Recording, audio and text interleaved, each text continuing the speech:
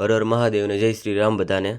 સ્વાગત છે તમારું મારા ખેતીના વ્લોગમાં, કે જ્યાં ધૂળ પણ સોનું છે અને મજૂરી પણ પૂજન છે.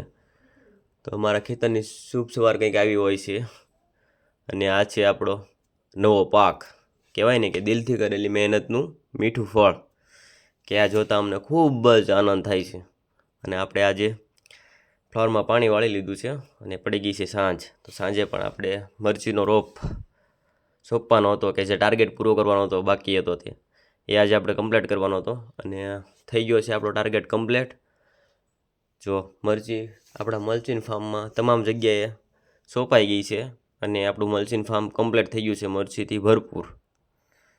અને જોયું તો સાંજ પડી ગઈ હતી પછી, અને સાંજનો નજારો જો કંઈક આવો હતો. આ છે આપણું ગ્રામીણ ભારત, શુદ્ધ, શ્રમયોગી અને સમૃદ્ધિભર્યું. આજ માટે આટલું જ. વ્લોગ પસંદ આવ્યો હોય તો લાઈક અને કોમેન્ટ કરજો. બધાને જય જવાન, જય કિસાન.